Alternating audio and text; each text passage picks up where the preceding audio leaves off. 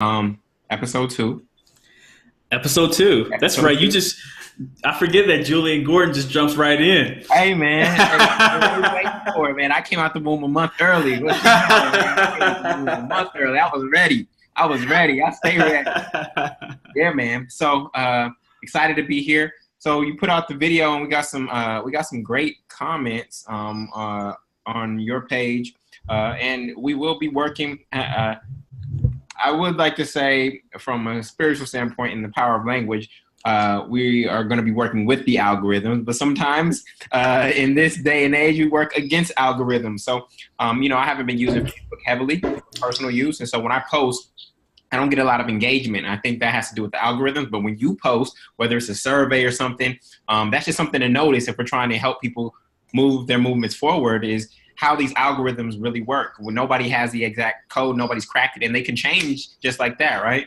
Yeah, you know what? It's so funny is I mentioned that to Carla. So for of you guys who don't know, Carla is my wife, and I mentioned that you posted the video first, but there weren't really many views or comments when you posted it. And then I Yeah, went to your page and I saw your last Facebook post be quite a while ago.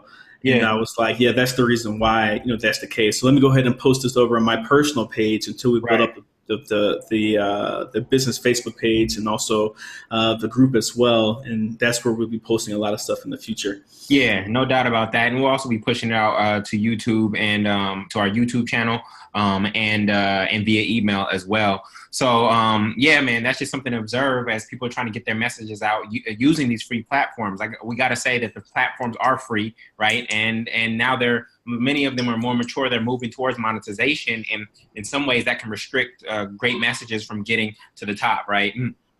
Yeah, you know what's interesting too? I was just thinking through this as well. This actually shows a weak point in terms of the skills that we bring to the table, like you Yeah, and I, because you and I have a lot of great skills. You especially when it comes to speaking and producing and like delivering great content and great knowledge to people, and me in terms of building systems, which you have a skill in as well. But the thing that we're missing that actually helps when you're building your audience and influencing others is that ability to connect with your audience in terms of engagement, yeah, right? So like engaging with Facebook posts and engaging with YouTube comments and those types of things. yeah. Because I think a lot of times we're so focused in terms of the task at hand so we can produce and move things forward, that both of us, sometimes forget to really do that engagement as naturally as others. So what do you think about that? Yeah, man. I'll be honest with you. I have difficulty replying to every comment, and I love responding to people's emails. There's my top priority emails, and then there's second priority emails. And typically, when I get an email from somebody who's inspired by a video, that rises up, and I have a folder in my email account called the affirmations folder, and this is where somebody has told me how a piece of content has actually impacted them, and I want to reply because they took a moment, one, to watch the content, engage with it, and then they went and found my email address somewhere and decided to write me. Now, of all the thousands of people that have seen my videos, etc., not everyone goes and does that work to actually find me and thank me. So I usually respond to those, but like Instagram, you can get 50 comments. I'm not gonna. Let me say, I'm not gonna say I'm not going to, but it's hard for me to fathom spending an hour responding to 50 comments individually on Instagram, but that may be something that I have to let go and really reconsider if it is about reaching and connecting to my audience. You know what's funny is there are two people that I've worked with lately that do that really, really well in terms of Okay. that responsive piece. The first is Lamar Wilson. Yes. So shout out to Lamar Tyler too, who just did an awesome lunch and learn Yep. over at Traffic Sales and Profit. But then Lamar Wilson with his Waquenda group, Mm. that's how he really built up his group. Is one is by he's so engaged with responding, even on my Facebook page when we get into an argument, I'll just kind of quit responding after a while. But he's still like really engaged in terms of like the people and content and like what people have to say and just growing and making sure that people feel like they have a sense of community. Yeah. And also he also has a call to action all the time in terms of share this with 10 other people, and that's how I Mm. think his group has grown so big. So I think those are strategies that we might want to do, Yeah. as we build out this experiment, really. So to remind people, we're just building out an experiment right now. How big can we build our social media or our following for this market your message movement to teach others how to market their messages. Yeah. So he does that really well. And then also Brittany Green. Okay. So Brittany, her personal Facebook page is like one of my favorite places to hang out. Okay.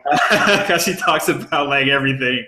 But she's very provocative for one. I think that's for her audience. But then she's also very responsive to those comments. So that's just something we need to work on either individually or bring someone else on maybe to kind of help us along with that process. Yeah, totally with that. I'm really about presence, and we're both family men, and we work from home. Right now, your wife is obviously home with the baby. My wife works from home sometimes as well. So there's this war inside of me in terms of being present for who's here and enjoying the time freedom, rather than versus filling it up with ways that I can connect with my community.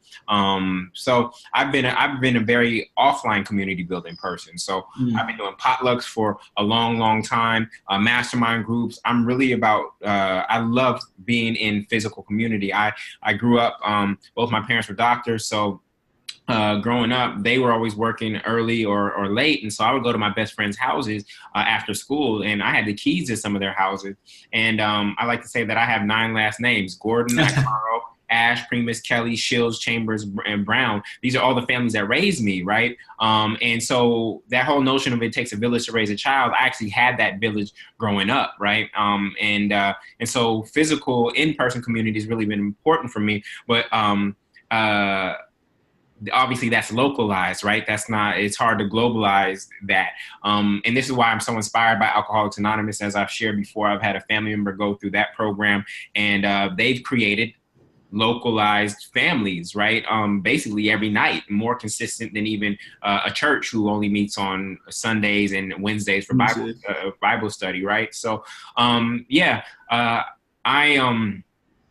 and I'll tell you this, one of my blockages, and I recognize it as a blockage, is that I haven't yet to see, I'm all about transformation, and I've yet to see somebody's life transform because of the internet. I've seen people get touched and inspired by something on the internet, but I haven't seen people's lives transform on the internet. I have seen people's lives transform in person.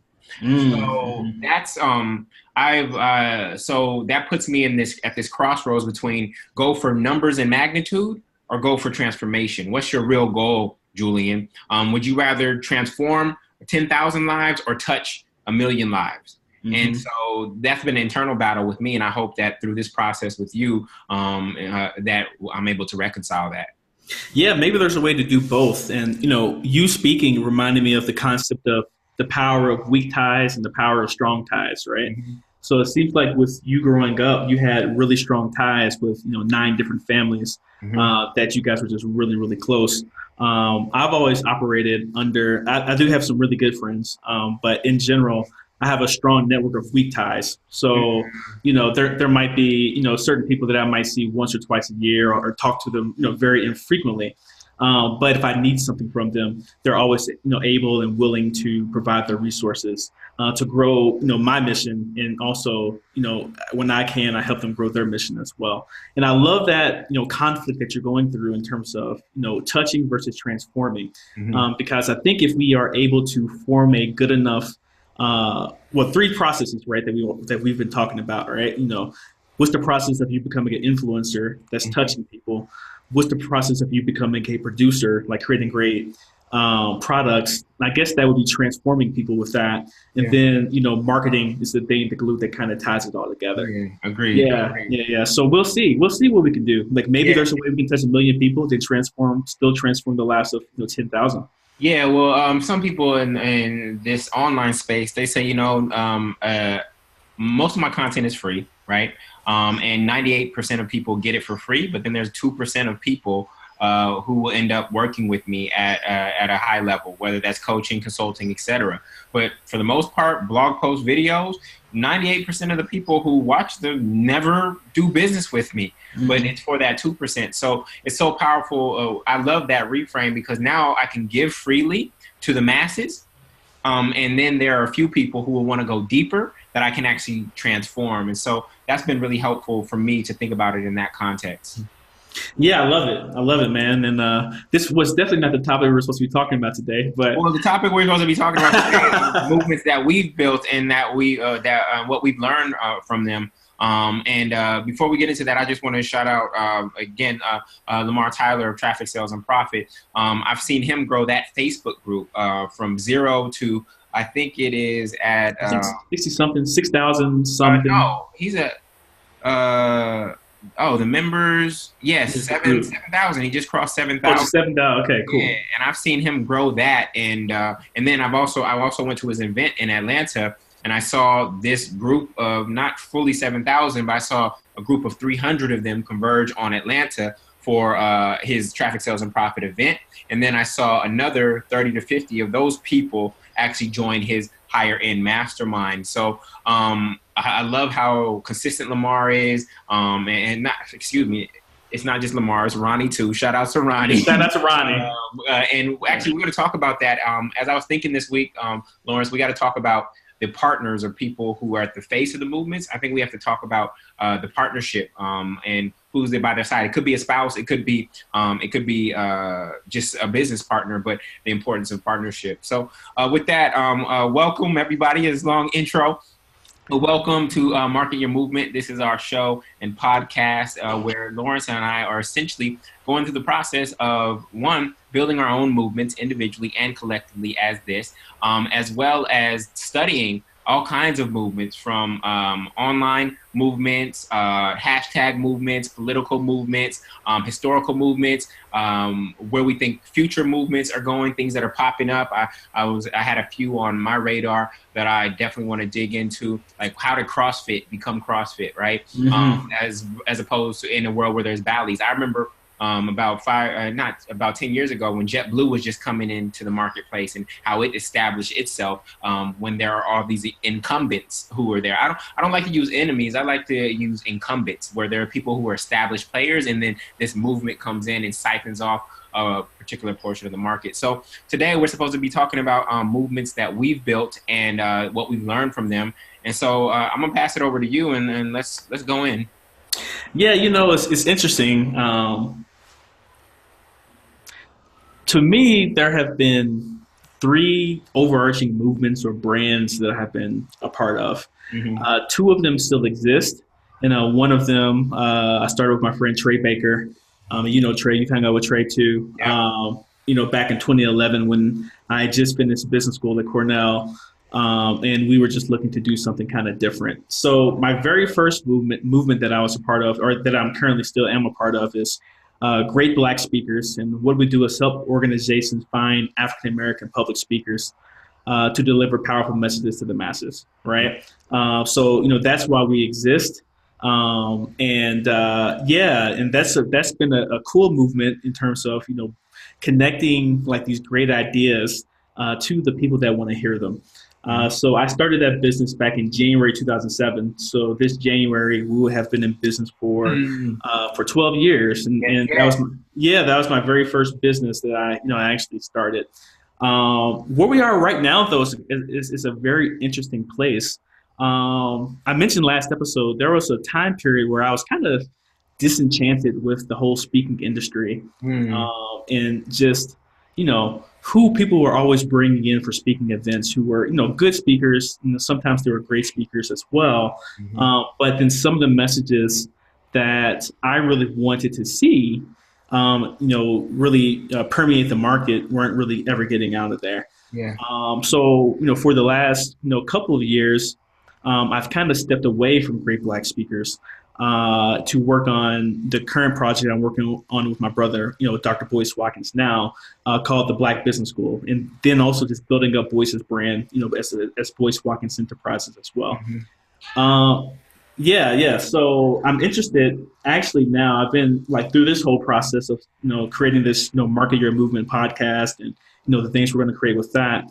I've been reinvigorated to really, really work on growing Great Black Speakers. As much as I possibly can. I think that's a great thing. And also, it's pretty cool to use Great Black Speakers as a case study because it's been a company that we still get a lot of traffic actually. So we've always been really good at SEO, so search engine optimization. So we Mm-hmm. still get a lot of traffic, we still get a lot of customers, that type of thing. But the spark has been missing for a little bit of time. Understood. Uh, and I'm looking forward to, I guess, reinvigorating that spark. Now, a piece of it was because I was kind of tired of working on the project after 10 years, after 10 years, and I Yeah. kind of passed it off. But then a part of it is because I found something even bigger that excited me Yeah. with the Black Business School. And that's, Yeah. the next thing that I'm currently working on is the Black Business School. And what we do is help African Americans obtain a culturally relevant yet practical education in all things wealth building at a price they can afford. Yeah. And that came out of the experience of my brother Boyce being a finance professor at Syracuse for 12 years, and me going to business school for 2 years and seeing where the gaps in the market were and Mm. trying to fill those gaps for our community. Mm. The middle one that I missed that I was a part of is called Ujama Deals, and basically we were trying to be the black version of Groupon. What was our tagline for that? Mm. Daily deals for black-owned businesses or from black-owned businesses. We wanted to. Oh, that's what it was. We wanted to consolidate the buying power of the black community and transfer some of that wealth back to black businesses. Yeah. Yeah, so that was the ultimate goal and purpose of that particular company. Yeah. And they have all grown to different sizes. The biggest one is the Black Business School, where we've grown to be a multiple seven-figure business. Great black speakers. That's been the longest lasting of them. And then Ojama Deals really peaked for a little bit of time, but we had some operational issues that made it very, very difficult to keep up, that type of business model over the long term. I guess Groupon has too. Yeah. So those have been some of the movements that I've been a part of, and that's kind of where they all stand. I'm growing I'm growing the Black Business School, from being an entrepreneur type of company to being an enterprise company. Right. We actually failed at doing that, earlier this year in 2018. We were not successful. So now we're trying to regroup and retool to give it another shot here in 2019. Totally with that. I'm totally with that. Yeah. If the vision still inspires, the setbacks don't have to stop you. I always make biblical and spiritual references, and the Israelites, they were wandering in circles for years, right? Even though the quote unquote promised land wasn't that far away. Was something that was really interesting that you brought up was this idea of movement hopping, and I definitely feel like I've done that, and I've movement hopped for causes that I felt were bigger or activated me more in some way. In some ways I love it, some ways I don't, because in some ways I think if I would have stuck with original movement, earlier movement, and just continue to build it and innovate, that it might be bigger than it was when I changed my energy focus on it. But when I think about movement hopping, I think about Akon, right? Starting off as a musician and seeing his life unfold in a brand new way. Here with all the work that he's doing in Africa. I think about what's his name, Al Gore, really being politics, but then having a second act with this whole climate change thing. Elon Musk, I don't know how he's doing it, trying to build 3 different movements at the same time, right? We don't call them companies here. We actually call them movements. And then Steve Jobs, going from Apple to Pixar back to Apple. Sometimes a movement or just the way things the way timing happens, it can circle you back to your original movement. In fact, I picked up my book, The 8 Cylinder Success, my first book the other day, and to be honest, that's the best book I've written. And it's my favorite book. Yeah, I mean, it is. I've read many of your books, and that's still my favorite book that you've written. Yeah, I appreciate that, man. And I wrote that. I'm like, dang, this young dude wrote that. Like, I don't even know. I won't say I don't know who I was, but I'm like, wow, how did that come out of me at that age? And in fact, I'm probably going to rebrand that. Right now, I'm thinking about it being the purpose-driven career, and rebranding that and putting that back out in the world because it's still valuable to this day. But anyways, just this whole idea of movement hopping stuck out as you were speaking. But for me, the movements that I've built, the one that I'm actually the most proud of is actually the 30-Day Do It movement. Again, this was modeled after Alcoholics Anonymous. I went to a meeting here in Brooklyn. I had a relative go through AA, and I went to a meeting here in Brooklyn because I was like, what is this organization that is helping this person that's near and dear to me stay alcohol free? And so I went to an open meeting, and I was just so inspired, man, because I saw people of all different ages, different classes, different backgrounds come together in support of one single goal, which was to stay sober. It was Mhm. absolutely beautiful. It was like the most diverse space that I had seen since the lunchroom at Stanford Graduate School of Business. And you have people from all over the world in that lunchroom at the same time. And I was just, but probably from similar classes. So it was just so powerful. And I was like, this is great that people are getting together to avoid addiction, but why don't people get together to move towards their aspirations in the same way? What if we got together that in the same way? And so that's why I created the 30-Day Do It movement based on my book, Guaranteed Goals. And it's just my goal setting methodology that involves positive peer pressure rather than negative peer pressure. And that movement actually has led to many people's transformation. And without me actually being there, this is why I'm actually so proud of it, because there were groups happening all over the country without my presence whatsoever. I created the template and the framework, and they were out there running their own group, supporting one another, and achieving amazing things. I mean, we had people in Ottawa, we had people in California, we had people in Minneapolis, we had people in Amsterdam running groups, and it was so powerful. One group that was one of the longest running groups, the only reason the group broke up is because they were a group of young ladies that I knew from UCLA who said, we would love to do this amongst our circle. And the only reason they broke up because they all achieved their goals, which was to go to grad school, and grad school separated them. So the groups can happen virtually, but it's, again, remember, I'm really about that in person. And so that movement kind of faded. I feel like I provided the template and it could expand. There may be groups that are still going on today, but that's the movement that I'm most proud of. The other one, around the same time, actually before that, was Driving School for Life. And that's where I came up to Cornell and I did that workshop there. And I did that, and I did almost 20 something road trips across the country. This is what we call the workshops, helping hundreds of young professionals get clarity on what their purpose was, from MBA students to college students and for young professionals in between. And so I'm really proud of that and the work. When I look at the graduates and what they're doing, with their lives, even having people circle back. In fact, I bumped into a young man who in Driving School for Life was talking about his passion for interior design, but he wasn't in that space then. And then we happened to be at our mutual friend's going away party, and he was telling me how he is deeply immersed in that work. And so when I think about the transformation and the impact, those are two of my favorite movements that I have built. Also partnering with you on the Black Business School to build this movement around the Freedom Family, and again, aggregating the wealth and power of Black people to move towards freedom, to achieve their financial Juneteenth.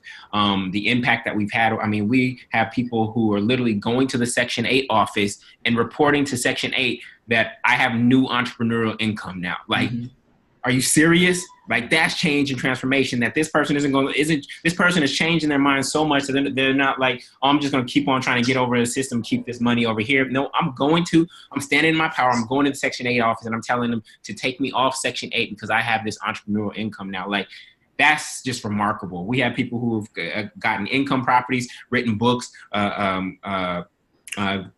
achieved or won political positions in cities, like, just amazing results from that space. And the backbone of that movement is my commitment to mastermind groups and making sure that everyone in this world has a team. So those are some of the movements, and mastermind movement really is a dovetail of the 30-Day Do It movement. 30-Day Do It movement was kind of, they were masterminds before I was really clear on what the mastermind language was really all about. And then I bought masterminds.org and built that platform, and continued to use that to help all these people who are teaching online to create community and actually have more impact. Because again, we're moving away from the information economy and we're moving towards a transformation economy. And I believe that masterminds are the way to actually get there. So those are movements that I'm most proud of. I wouldn't say that they're not mass movements, but in terms of deep impact, the people who have been part of those movements, even if they aren't running at the same capacity today,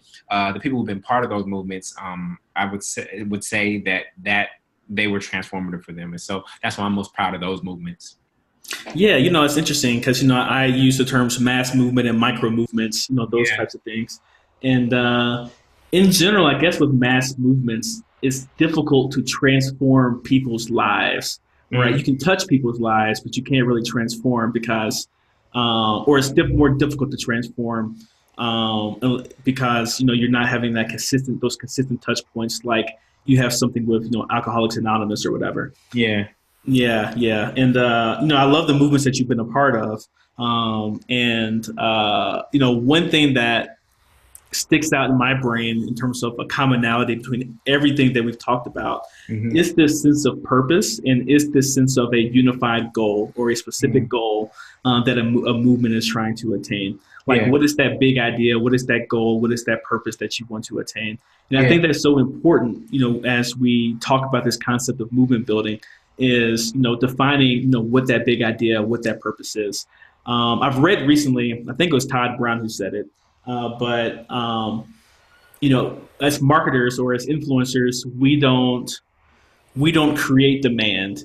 All we do is just harness demand that other people already have most of the Mm, time, right? So if there's some type of latent demand that people have to transform their lives in some form or fashion, yes. and then as movement leaders, our job is to just take that latent demand and do something to kind of make it come out, to I the love to the it. rest of the world. What do you think I about love that? it. Yeah, I think that's right on. I think that's right on. I think in some cases, in the movements that I have created that have failed, whether it's technology or company, I was trying to create demand, and that's a really hard thing to do. To try to create demand and then supply it.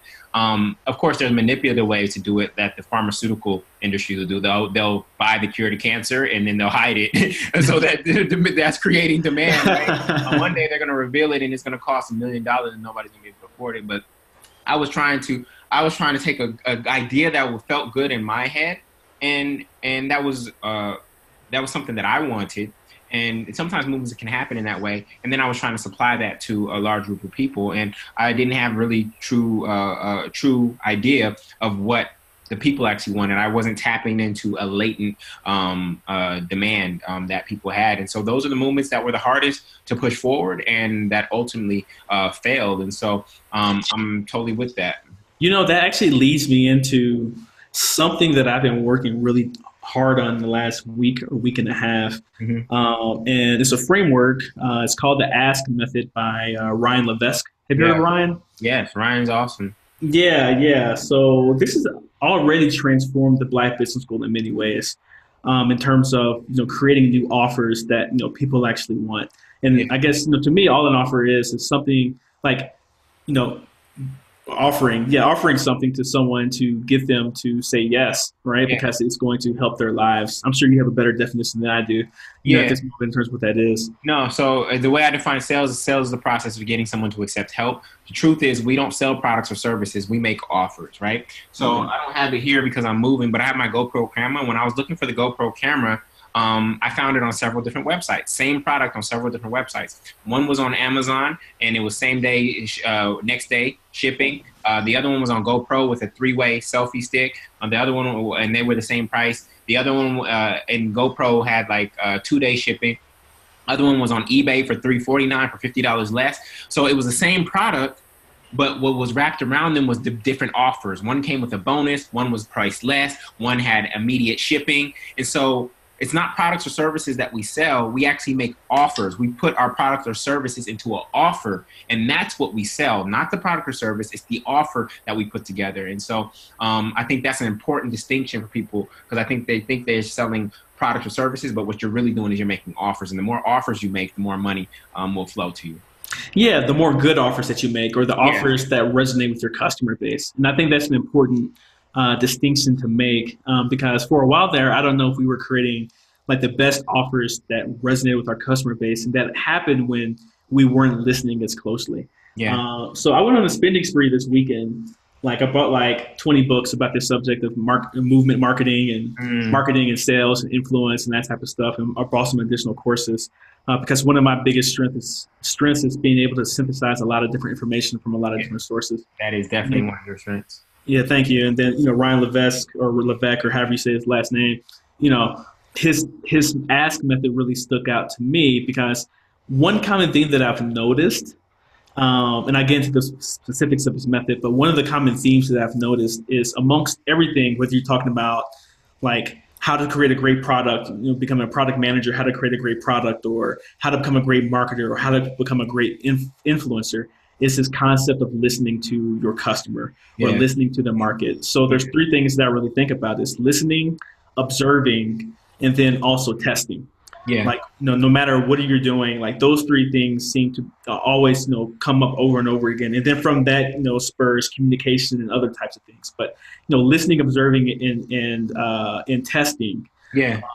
that's something that I've really been like honed in on right now. And I've used this survey method, and I've used this, just sending out surveys, asking the right questions Yeah. to come up with copy, to come up with, offers, Yeah.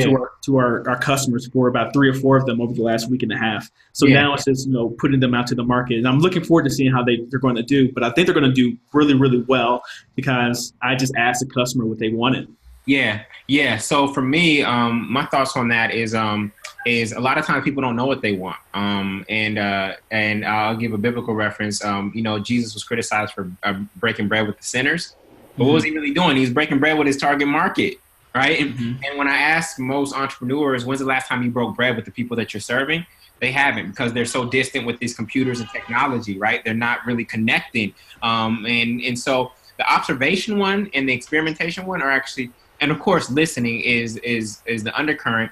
But Steve Jobs said he didn't do focus groups because if you would have asked, I think, I don't know who quoted this or where I got it from, but Henry, it was something along the lines of Henry Ford would have asked people what they wanted. They would have asked for a faster horse, right? Yeah. Asked for an automobile. So, but when you listen and observed what people wanted, he knew that people wanted reliable transportation. He knew that they wanted to be faster. They wanted to have more control over it rather than it being an animal. And they wanted safety, right? And so he took that and said, rather than trying to produce and create a faster horse that does all that, I'm going to create an automobile. And this is why it's called horsepower. This is why Ford is actually a horse. It's a Mustang, a Ford Mustang, right? So, so I really believe it's really not just the listening and observation, but then saying what beyond the person's words, beyond what people are saying they want, because they're limited by what they can see. A lot of people only choose from what is available to them, right? But when you're able to hear deeply enough and really understand who they are, then you can provide them with something that they couldn't even articulate it on their own. But when they see it, they're like, oh, that meets every single need I had. You know what I'm saying? So finding that fine line.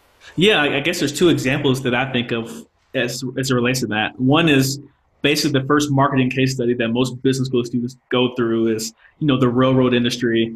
And I'm not in the railroad business. I'm in the transportation business, for example, right? In terms of that was the key lesson, from that particular case study.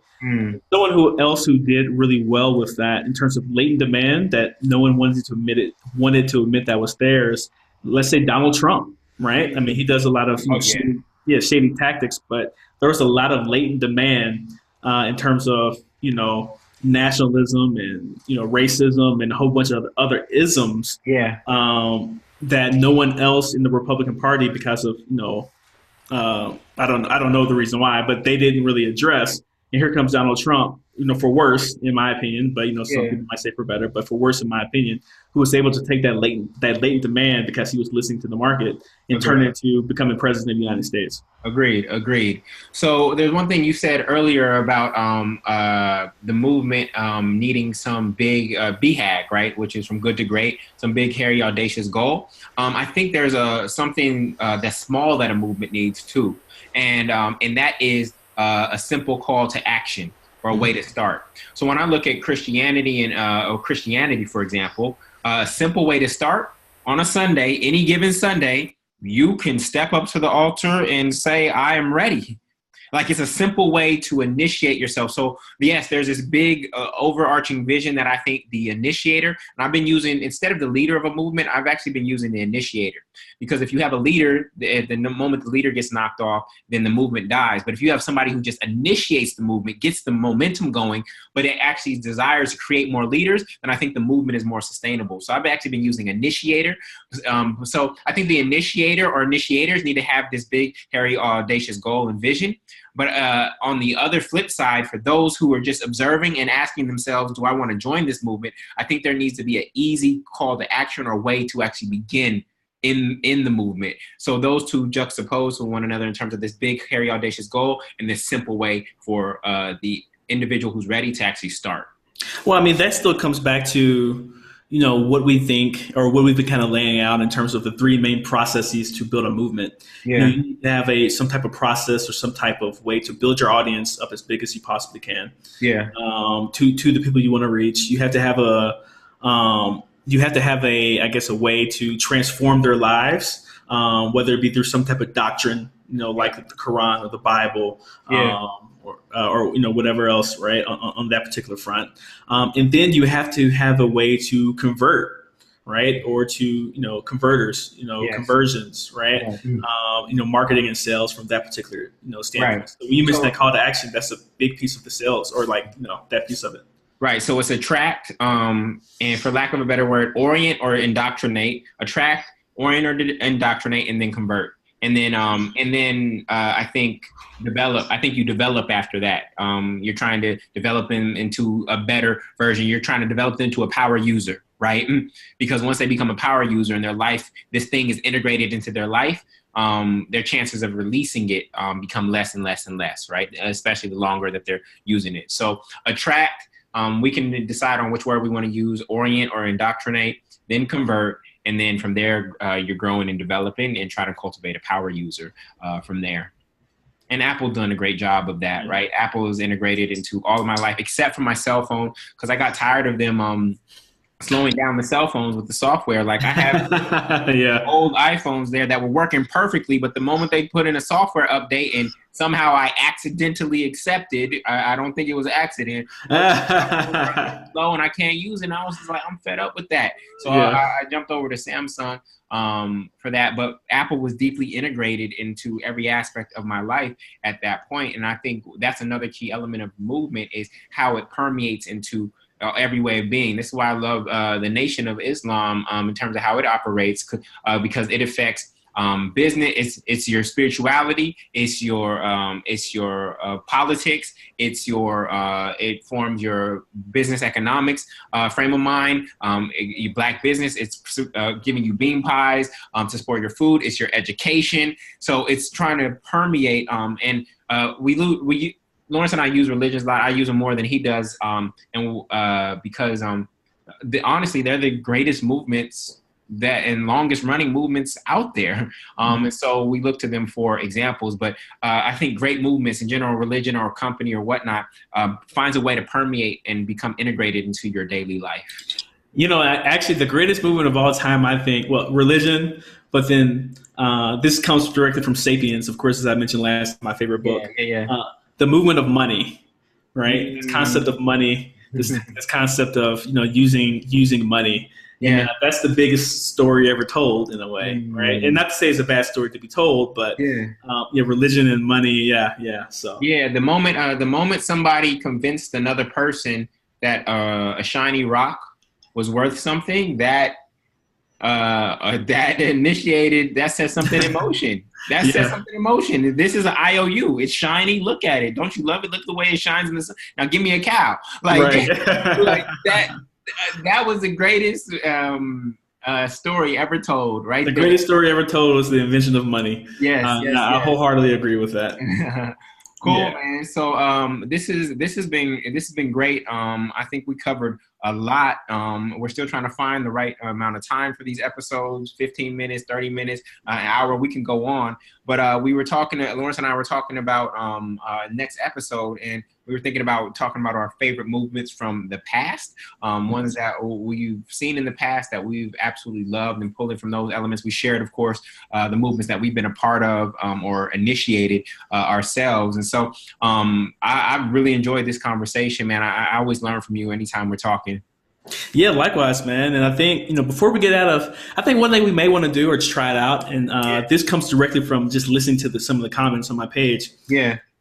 We should really just talk about what we're up to. Like, what did we do this week that was new, or what did we do this week that was I got something. kind of exciting? I got some stuff too, but go ahead. All right. So for me, if you can't tell everybody, I'm in the process of a move. You can start with the box over here. I am moving, my family and I are moving to New Orleans, and we are so excited about that.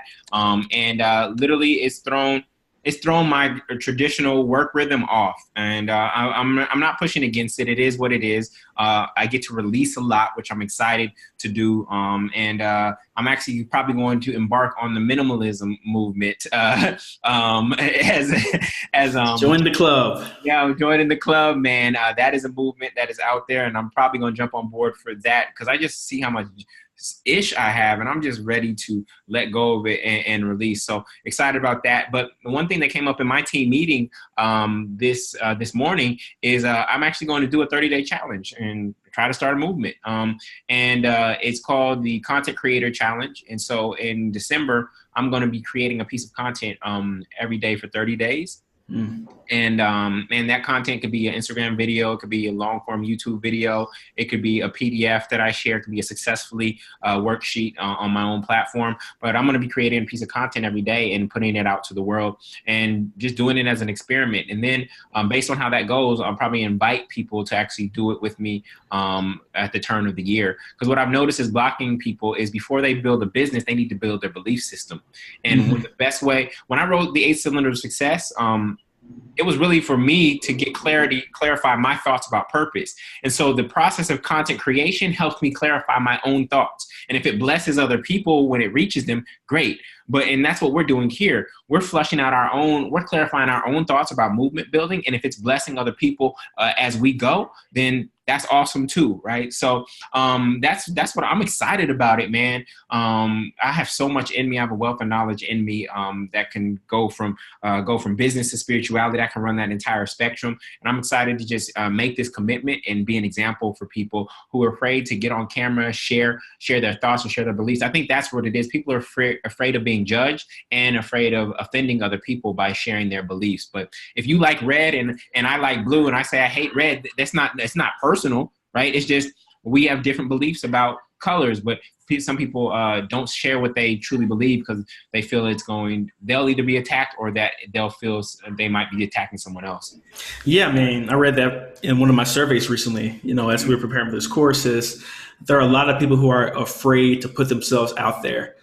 So that's one reason why many people don't create movement, is because they are afraid of the backlash. Yeah. And, by this point, I'm pretty hardened seasoned by working with my brother, boys for the last 12 years and having Bill O'Reilly attack us and other people along the way, and Sean Hannity and so on and so forth. We've been attacked for years now. Sometimes, they might have had a point, but then other times, it was baseless, right? Right. By this time, I got battle scars, battle wounds, but I understand a lot of people, can't really handle that level of scrutiny yet. And I think that you're right. I think it's just really getting started and getting started, just sharing your message and sharing what you have to say. Yeah. So I love that you're doing, 30-day challenge in terms of creating content each and every day. I want you to do it with me, man. I want you to do it with me. Okay, Carla actually has a challenge coming out too, a yoga challenge, I think. Okay, cool. I'm gonna do. Let's see. Yeah. I accept. I accept that challenge. Okay, done deal. Yeah. And again, it's 60-second Instagram video, a LinkedIn post. It's all different forms, but it's really just getting your thoughts, your what's in your gold mind out into the world and letting it shine. Right. So now that's awesome. And, what I've been working on this past week is one is the application for the Google Podcast program. Yeah, that we're going to apply for. We'll see if we get it or not. Regardless, we'll still continue, building the movement that we're building. But we like partnerships and using other people to help build, what it is that we're doing too, and make it a joint relationship, where both parties actually win, over the long term. So I've been working on that. I went on like a spending spree, man. I spent I don't know, 5, 6. Oh, you spent? My guess was 10K. No. Well, I have some other I have some other resources too, but in just books alone, like just on Kindle books, I think I bought like 20 or 30, and then I bought some stuff from Ryan Levesque, excuse me. Yeah. And then some stuff from Lamar and Ronnie Tyler. Yeah. And then I have some Russell Brunson stuff. I have some Todd Brown stuff. And then what I did is like actually started to lay out our competitive analysis in terms of who are the people we need to follow on the marketing side or the influencer side, on the content production side, to make sure that we can build a process, a repeatable process that other people can follow, and using the things and the resources that they in the systems that they already have put in place, and use it for us too. So. I think what I need to remember is I can get so caught up in the research side of things because that's what I actually love. I actually need to make sure that I force myself to actually do some execution in terms of writing copy or putting together a funnel and that type of stuff as well. 100% on that. So, they say you should be a lifelong learner, and I believe that's somewhat true. But I think you actually, or they say you never can learn enough, and I don't agree with that. I think you have to learn and then implement. Most people haven't implemented the last book they read, right? I saw you read Traction and then go through a 2-month space of implementing Traction. Right? Most people just read it and now it's on their shelf and it looks pretty and they look knowledgeable, but they've never even implemented one idea from the book.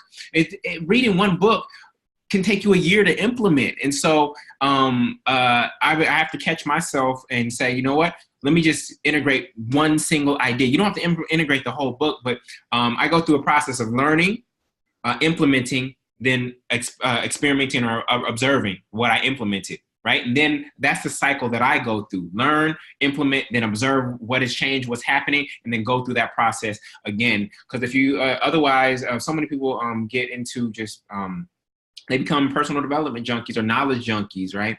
And they never take action. So the fact that you are observing yourself and being able to see that and are wanting to be more of an implementer, I think that's awesome. Yeah, man. So we'll see how it goes. So like I said, this podcast and this podcast is for you to get the audience to get the real deal in terms of what it's taking us to grow our different businesses. Great Black Speakers is still doing but I haven't worked on it in the last year and a half, 2 years. So now I am playing catch up again to work on that. The Black Business School has had monster years. We are a multiple 6-figure company, but we had trouble scaling to the next level last year. So what do we need to do to kind of fix that? And then, we're starting from scratch with this Market Your Movement. And we're trying to grow something. So you'll see, the pains and struggles and challenges that we're going through right now to make that happen. Yes. Oh, I woke up I think it was yesterday morning, and I got a definition of movement, and we'll play with it. But it has a lot of alliteration. I love alliteration. Man. Yeah. A movement is a philosophy powered by people that permeates the planet. Ooh, bars, homie. Say it again. It's a philosophy or a belief system powered by people that permeates the planet. I like that. What's that rapper you mentioned last week? Huh? That rapper you said top 5?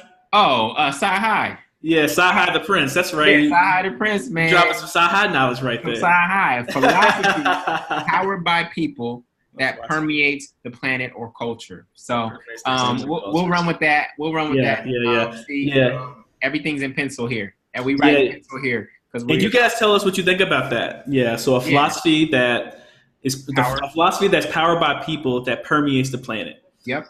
Yeah. So that's the definition of a movement. As a man. I love it. That's as of November 27th.